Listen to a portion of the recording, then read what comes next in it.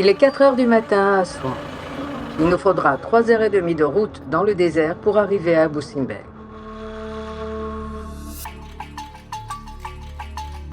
Nous serons à 1500 km du Caire, mais seulement à 45 km à vol d'oiseau de la frontière actuelle avec le Soudan. À l'époque de Ramsès, l'Empire égyptien descendait jusqu'à l'emplacement de Khartoum aujourd'hui, c'est-à-dire 700 km plus au sud. Vous le savez, les temples ne sont plus à leur emplacement originel. Je raconte dans ma précédente vidéo comment ils ont été déplacés de 65 mètres en hauteur et de 200 mètres en retrait du fleuve, qui est maintenant le lac Nasser.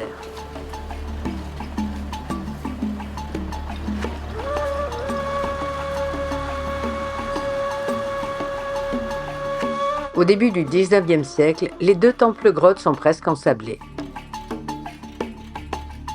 C'est l'explorateur et égyptologue vénitien Belzoni qui sera le premier à y pénétrer le 1er août 1817.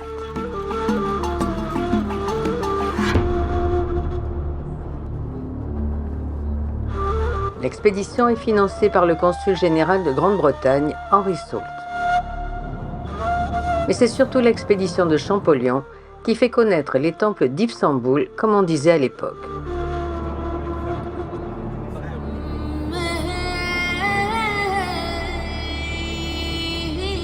Comme prévu, on arrive à Abu Simbel à 7h30.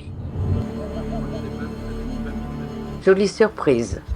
Un faucon tournoie au-dessus de nos têtes. On n'en doute pas, c'est le dieu Horus en personne qui nous souhaite la bienvenue. Ramsès II lance la construction de ces temples dans les premières années de son règne, qui débute en moins 1279. Ils sont creusés dans deux falaises rocheuses, Ipchek et Méa, qui dominent la rive gauche du Nil.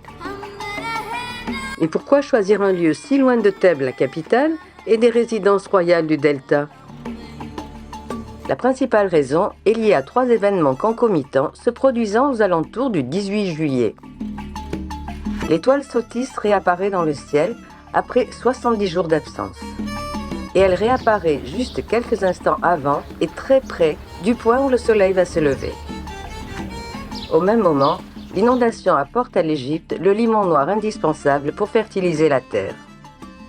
Ce triple phénomène constituait le miracle du jour de l'an. Les rites célébrés dans les grottes d'Ipchek et Méa devaient entretenir la régularité et l'abondance de la crue du Nil en même temps que la puissance de Pharaon. Le roi accomplissait ainsi son devoir le plus sacré, maintenir la Ma'at, c'est-à-dire l'ordre et l'équilibre du monde. Les temples avaient aussi un but politique et économique. Ils devaient témoigner de la puissance de l'Égypte en Nubie, porte ouverte sur l'Afrique intérieure d'où venaient beaucoup de produits essentiels à l'économie du pays. On va commencer par visiter le grand temple de Ramsès II. C'est ce qu'on appelle un spéos, c'est-à-dire qu'au lieu d'avoir été construit, il a été entièrement creusé et sculpté dans la montagne. Les statues n'ont pas été apportées, elles ont été taillées dans la roche. Des milliers de mètres cubes de grès ont été excavés par des milliers d'ouvriers qui n'avaient pas droit à l'erreur. Le sanctuaire est précédé d'une esplanade, puis une rampe mène à la terrasse. Par sa forme en trapèze, la façade évoque le pylône des temples classiques. On se sent littéralement écrasé par la puissance qui émane de ces 4 statues de 20 mètres de haut. Elles représentent toutes Ramsès II sur son trône, regardant en direction du soleil levant.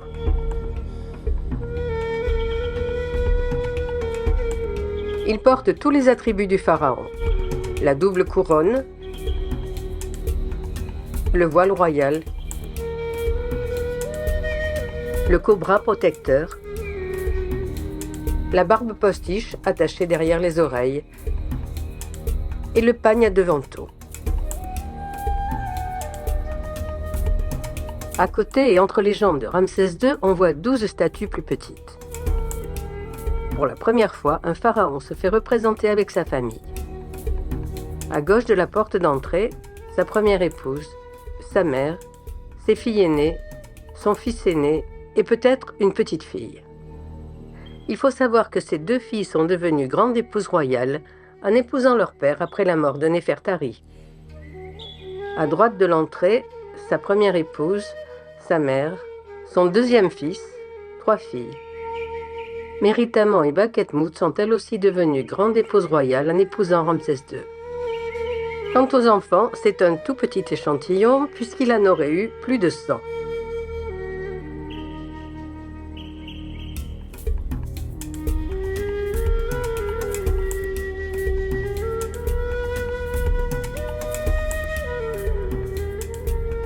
Quand on a déplacé le temple, on a repositionné chaque bloc à sa place originelle, y compris bien sûr la partie du colosse qui s'était effondrée. On n'est certain ni de la cause ni de la date de cet effondrement. La thèse la plus commune est celle d'un séisme qui se serait produit du vivant de Ramsès.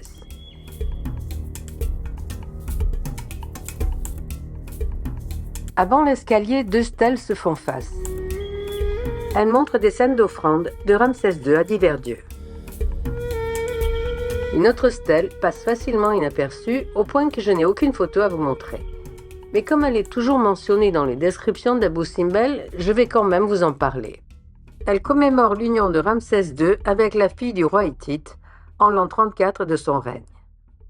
Après une longue guerre entre les 2 peuples, ce mariage scelle le traité de paix et d'alliance entre l'Empire égyptien et l'Empire hittite. Plus tard, Ramsès II épousera même une autre fille de ce roi. De part et d'autre de la terrasse, 2 chapelles fermées au public. Côté sud, une chapelle dédiée à Thoth. Côté nord, une chapelle dédiée à Ré. La balustrade de la terrasse est décorée de statues osiriaques de Ramsès, alternant avec le dieu Horus. Les 4 colosses reposent sur un piédestal identique. 2 prêtres Sem, Horus, Yunmutef présentent un double texte dans lequel on reconnaît les cartouches de Ramsès.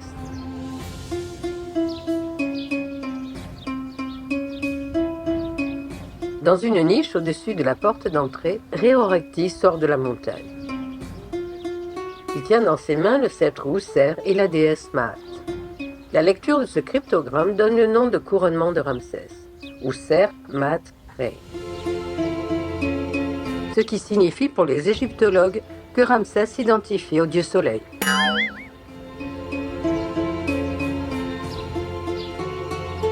La corniche est sculptée de babouins qui saluent le soleil levant.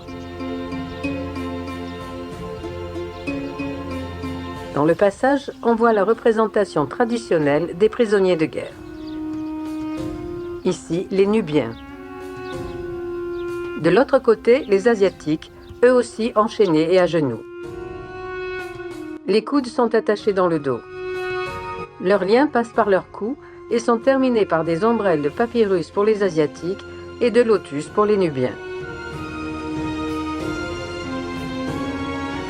Au-dessus des prisonniers, avant la porte d'entrée, 2 scènes de Sémataoui identiques se font face. Le double dieu du Nil, Hapi, attache ensemble les 2 plantes emblématiques de la Haute et de la Basse-Égypte. Le dieu de gauche représente la Basse-Égypte avec ses papyrus. Celui de droite, la Haute-Égypte, avec les lotus. Le temple est inauguré vers -1260, mais on n'a jamais retrouvé la moindre trace de ce gigantesque chantier. Il est dédié au grand dieu d'Empire Amon-Ré, au dieu soleil Réorarti et au dieu Ptah. En fait, il est plutôt entièrement consacré à la gloire de Ramsès II. Ces 8 piliers font 10 mètres de haut, les statues 8 mètres, et tout a été sculpté en creusant dans la masse de la falaise.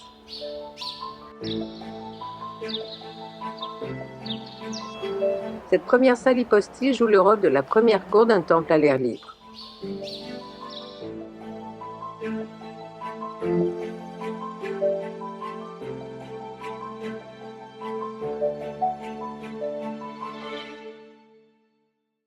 Entre les murs et les piliers, un passage permet d'en faire le tour.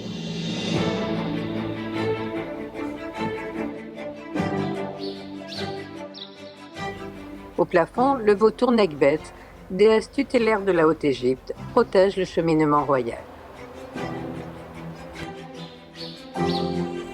Ces 8 statues de Ramsès II sont dites osiriaques, parce qu'il est représenté dans l'attitude d'Osiris. Les bras croisés sur la poitrine, c'est maintenant les insignes osiriens, le sceptre Eka et le flagellum. Mais il n'est pas enveloppé dans un linceul, comme Osiris, le dieu des morts. Ramsès est représenté en dieu vivant. On le voit à son panier plissé et à son torse et ses jambes nues. Les 4 colosses de gauche, c'est-à-dire au sud, portent la couronne blanche de Haute-Égypte. En face, ils portent le pshent, la double couronne, qu'Osiris ne porte jamais. Les autres faces de chaque pilier sont recouvertes de scènes d'offrandes du roi à différentes divinités.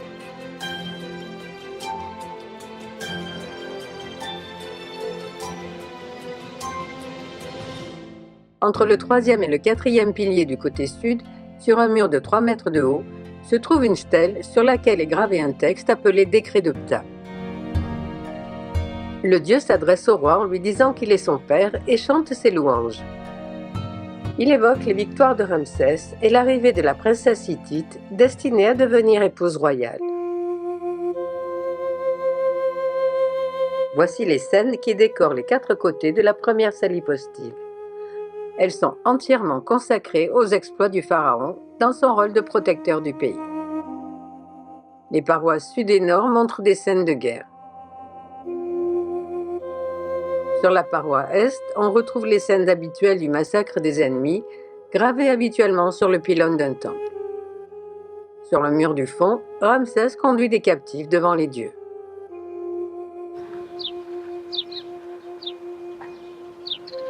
Sous la protection de Nekhbet, Ramsès II massacre des ennemis.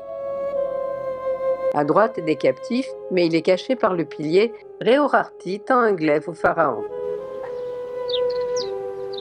On n'en voit que 6 sur cette photo, mais les 9 premières filles de Ramsès sont représentées dans le registre du bas. La scène se répète de l'autre côté de la porte d'entrée, mais c'est Amon-Ré qui tend le glaive à Ramsès II. Le képesh est une arme égyptienne d'origine Hyksos, couramment utilisée au Nouvel Empire. Ramsès II aurait été le premier pharaon à l'avoir adopté en temps de guerre. Ici, ce sont les 8 premiers fils du roi qui sont représentés par ordre de naissance. Le roi présente en offrande des prisonniers nubiens à une triade divine. Amon, lui-même divinisé, et Mout. Les dieux accordent au roi différents bienfaits. Le texte au-dessus des prisonniers indique qu'ils vont travailler dans les ateliers du temple d'Amon.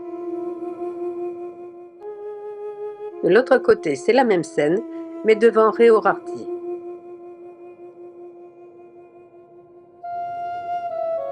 Sur plus de 17 mètres de long, la paroi nord est gravée de scènes traitées comme pour une bande dessinée. Elle relate un épisode du conflit qui oppose depuis plusieurs décennies l'Empire égyptien et l'Empire hittite. Au début du XIIIe siècle avant Jésus-Christ, la situation est devenue explosive entre les deux puissances.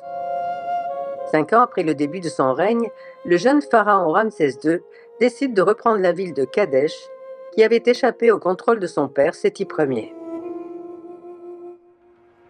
Alors que Ramsès est en train d'organiser la division d'Amon pour lancer un assaut, La bataille de Kadesh est considérée par les historiens comme la plus grande bataille de l'Antiquité et la plus grande bataille de chars de l'histoire. lance une offensive par l'est. Les troupes égyptiennes sont encerclées, le campement pillé. Si vous voulez tout savoir sur cet épisode guerrier, regardez la superbe vidéo qui lui est consacrée sur la chaîne YouTube Questions d'Histoire. Je mettrai le lien de la chaîne dans mon générique de fin. Mais le plus important, sans doute, reste la façon dont Ramsès II a fait réécrire l'histoire. Sous la dictée du pharaon, cette bataille est devenue un grand fait de gloire, représenté sur de nombreux temples et documents. En fait, on le sait maintenant, elle s'est terminée par un match nul, voire une demi-défaite pour les Égyptiens. Ramsès n'a pas repris Kadesh, mais sa version de la bataille lui a donné un statut divin. Dans l'histoire humaine, c'est le premier exemple de propagande orchestrée par le pouvoir.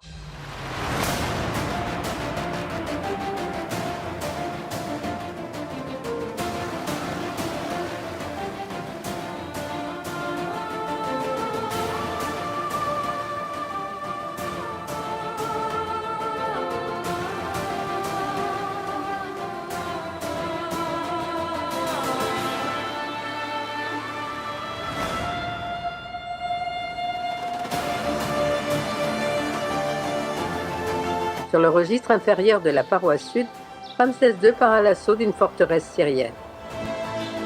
Derrière lui, ses 3 fils aînés chargent aussi sur leurs chars.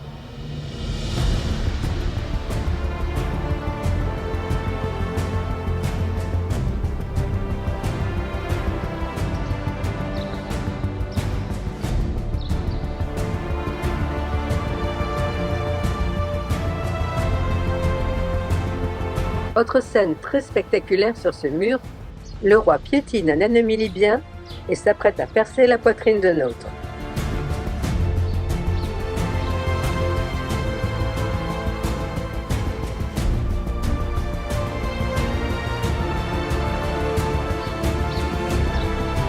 Ramsès II, triomphant sur son char, pousse devant lui des prisonniers nubiens, enchaînés par le cou.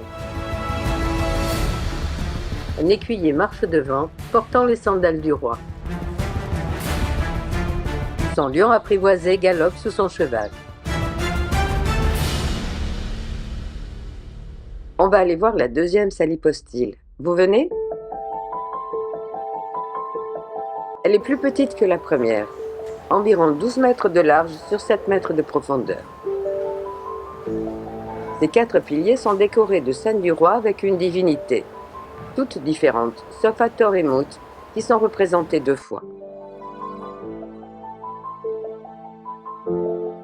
Elles mettent toutes en scène des gestes d'affection ou de protection des dieux et déesses envers Ramsès II. Le roi porte des couronnes et des vêtements différents d'une scène à l'autre.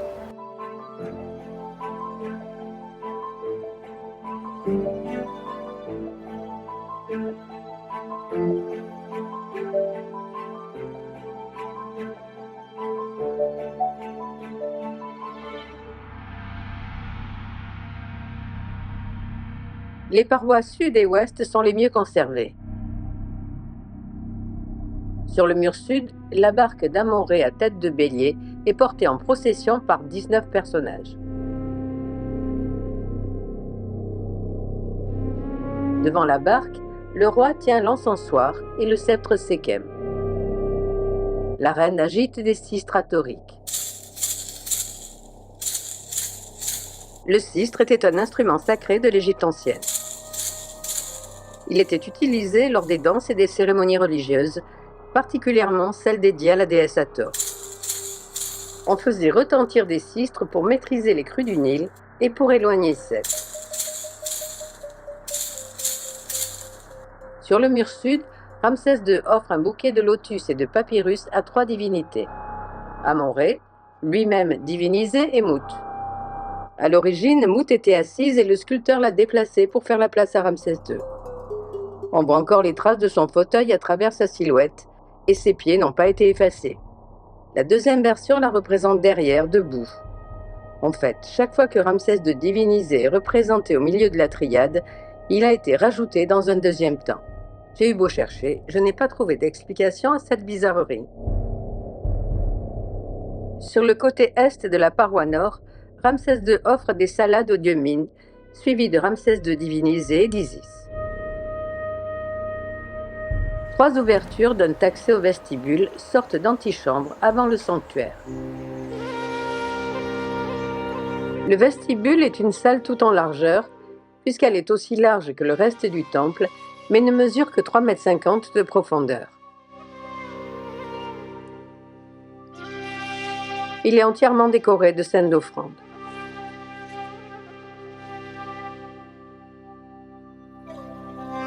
Le mur ouest est percé de 3 portes. Celle du milieu ouvre sur le sanctuaire, les 2 autres sur des salles qui ne sont pas décorées et fermées au public. Nous voilà devant l'endroit le plus sacré du temple, le sanctuaire, ou Naos. C'est aussi celui qui conserve le message le plus fort que Ramsès a voulu laisser à la postérité. Ces 4 statues creusées dans le rocher représentent 4 dieux. 3 d'entre eux sont les plus importants du panthéon égyptien, et le 4e est l'autoproclamé dieu Ramsès. Aujourd'hui, les statues sont éclairées par une lumière artificielle en permanence, mais pendant des millénaires, elles restaient dans l'obscurité. Sauf 2 jours dans l'année, le 21 février et le 21 octobre. 2 fois par an seulement, les rayons du soleil pénètrent au fond du temple, sur plus de 50 mètres, et éclairent les 3 dieux solaires. Ça, qui n'en est pas un, était tenu volontairement dans l'ombre. Depuis le déplacement du temple, le phénomène se produit le 22 février et le 22 octobre. Le secret de ce rendez-vous a été redécouvert en 1874. Depuis, le secret s'est largement ébruité.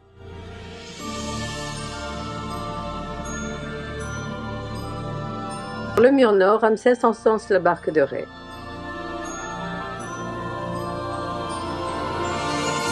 Sur le mur sud, la barque d'Amon.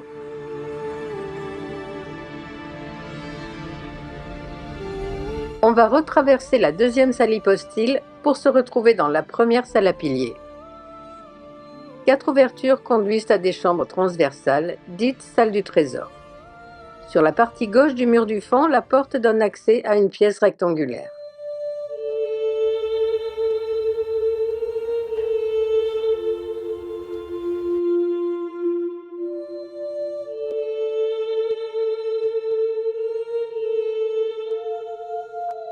De cette salle, on peut entrer dans 2 salles beaucoup plus longues que larges, basses de plafond et très mal éclairées. On a émis l'hypothèse que le trésor royal pouvait y être caché, d'où le nom de salle du trésor. En fait, elle devait servir de sacristie et à l'entrepôt des objets de culte de la barque. Les parois sont recouvertes de scènes où le roi, agenouillé devant un dieu, fait offrande de différents produits. Aiguières, étoffes, encens, vin et même des denrées alimentaires.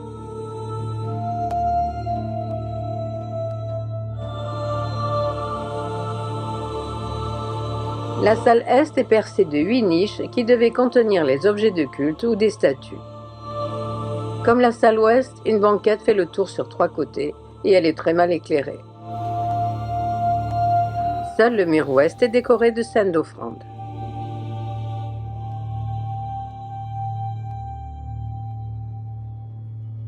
On trouve des pièces symétriques sur le côté nord-ouest du temple, à droite de la salle hypostyle.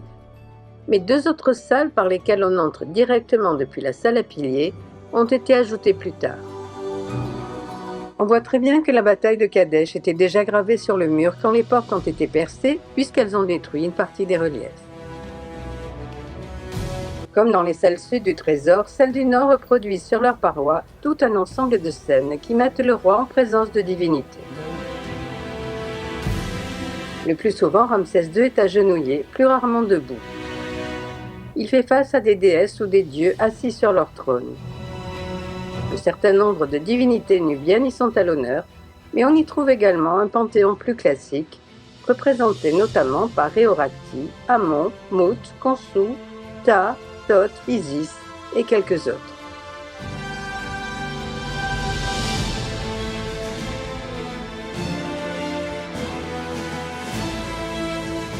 On va quitter le temple, mais avant j'aimerais vous montrer cette reconstitution du monument tel qu'il devait être à l'époque de Ramsès. J'ai tiré ces images d'une émission diffusée sur RMC Story en décembre dernier.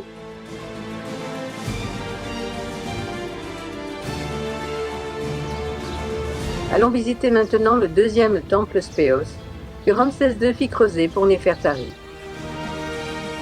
Elle fut sa première grande épouse et le grand amour de sa vie.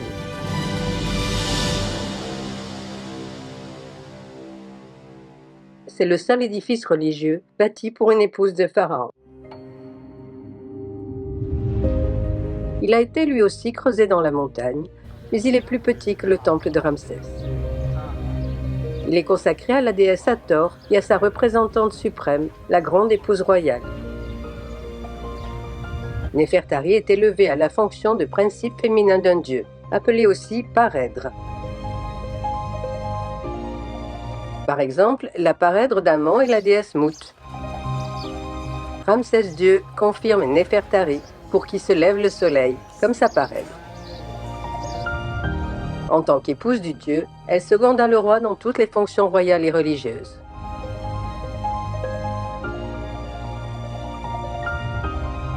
Maîtresse de la haute et basse Égypte, dame de charme, douce d'amour, riche de louanges, belle de visage.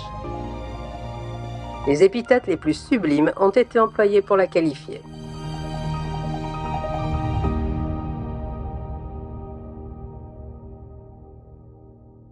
Approchons-nous plus près de la façade.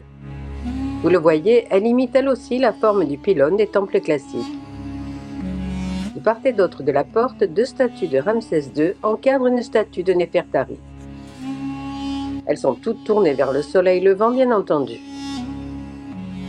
Le colosse qui semble garder la porte est coiffé du pschent, mais celui qui est de l'autre côté de la reine porte la couronne de Ptah-Tatenel. La reine porte un mortier d'où partent deux cornes enserrant le disque solaire et deux rémiges de rapace. Deux uréus sont sculptés sur le bandeau, un pour Wadjet, l'autre pour Nekbet. Contre sa poitrine, elle tient le cistre atorique.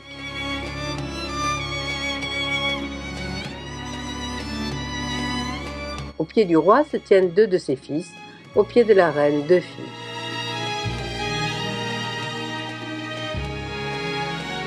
De l'autre côté de la porte, on retrouve les mêmes personnages, mais Ramsès est coiffé de la mitre blanche du sud.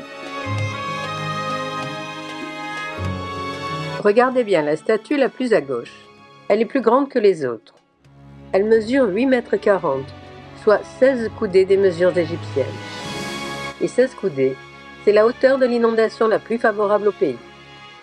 La statue évoque donc le roi inondation arrivant du sud. Le texte écrit à la droite de la reine dit que ce temple est un monument grandiose pour elle.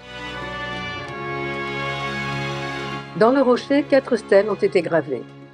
Sur la première, le vice-roi de Nubie, Yuni, se tient devant Ramsès avec un flabellum.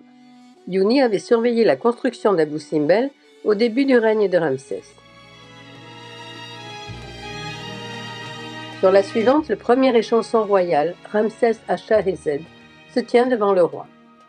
Son nom exprime le souhait de nombreuses fêtes Sed. Les deux autres stèles sont moins bien conservées. Au-dessus de la porte d'entrée, 4 colonnes d'hiéroglyphes rappellent les noms des deux colosses entourant la porte.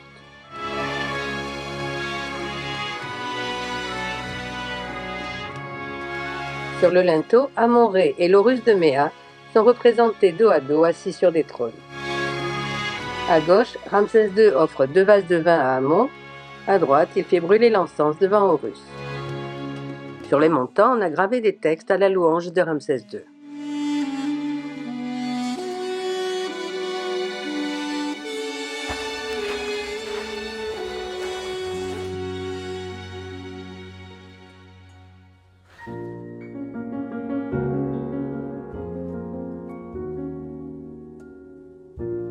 Bien sûr, les dimensions sont beaucoup plus modestes que celles du Grand Temple.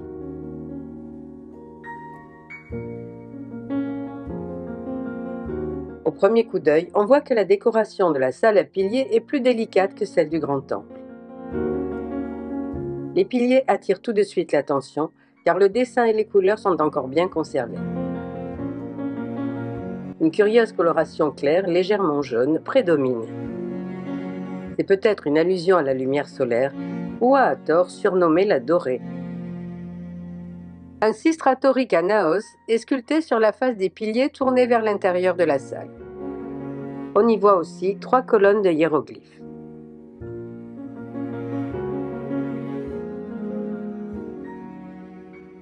Les autres faces représentent surtout des dieux et des déesses, mais on y voit aussi Ramsès et Néfertari.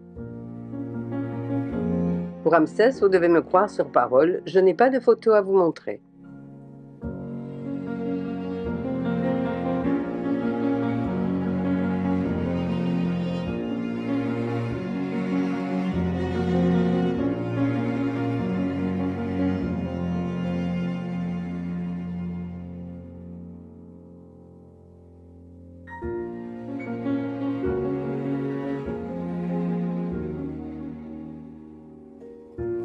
Exactement comme dans le Grand Temple, le mur est, de chaque côté de la porte d'entrée, est décoré des scènes du massacre des ennemis.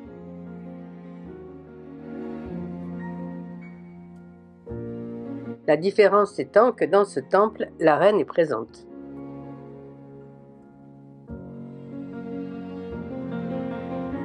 Découvrons maintenant la paroi côté sud. Elle comporte 4 scènes.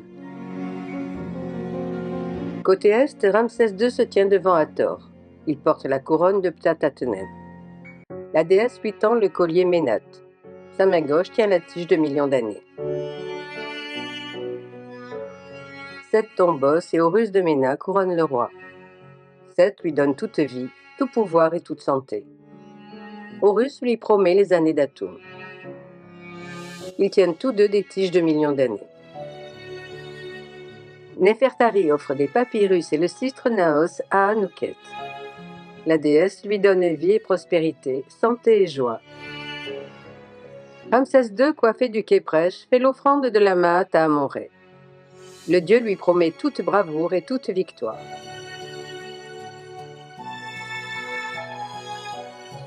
La paroi nord est elle aussi décorée de 4 scènes d'offrandes. Près de la porte, le roi consacre des offrandes devant Ptah, qui tient dans ses mains les 3 sceptres royaux. Le texte dit qu'il va les remettre à Ramsès. Ramsès offre 2 bouquets de papyrus et 3 vases au dieu Erichef qui porte la couronne à Tef. Dans cette scène, il donne au roi toute vie, pouvoir, santé et joie. La reine Néfertari agite 2 cistres Naos pour réjouir le cœur d'Hathor. Satisfaite, la déesse lui donne toute vie, stabilité, pouvoir et santé. Dernière scène de la paroi nord, Ramsès fait l'offrande de 2 vases de vin à Réorarti. Il donne au roi toute vie, stabilité, pouvoir, bravoure, victoire et santé. Côté ouest, une porte ouvre sur le vestibule. Elle est encadrée par 2 scènes d'offrande de Néfertari.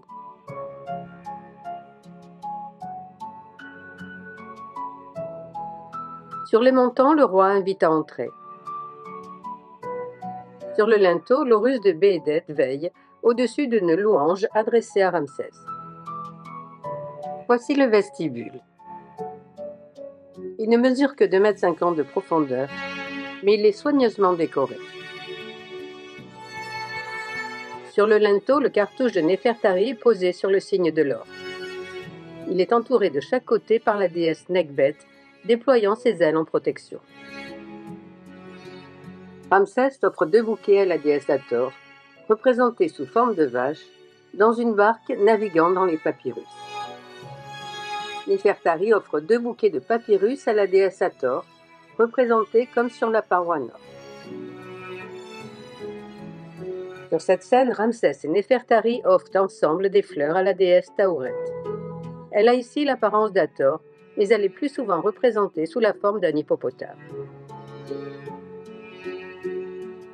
Ramsès présente 2 vases de vin. Sur la première scène à Amon-Ré, sur la deuxième à Réorarti. Néfertari offre des fleurs et des victuailles à la triade d'Éléphantine. La dernière scène est la plus belle et probablement la plus photographiée. On y voit le couronnement de la reine par Isis et Hathor d'Ipshek. Cet honneur est d'habitude réservé au roi. Ainsi, Ramsès montre par cette scène toute l'affection qu'il porte à son épouse, la mettant sur un pied d'égalité avec lui. Pour finir, approchons-nous du sanctuaire. C'est une petite pièce de 2,70 m de large sur 2,40 m de long, qui n'est pas en très bon état. On distingue à peine Hathor sous sa forme de vache. Elle sort du rocher dans lequel elle a été sculptée, tenant devant elle Ramsès II. Elle apparaît comme dans un naos, soutenue par 2 piliers athoriques. De chaque côté, on voit des scènes d'offrande. La visite est terminée et on va retourner à Assouan. Mais avant de nous quitter, j'aimerais vous montrer un endroit secret qu'on pourrait appeler l'envers du décor.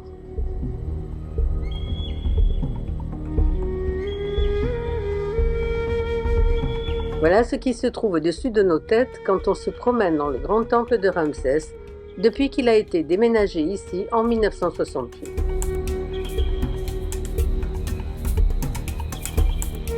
À Abu Simbel, les ingénieurs modernes se sont montrés les dignes héritiers de ceux de Ramsès II.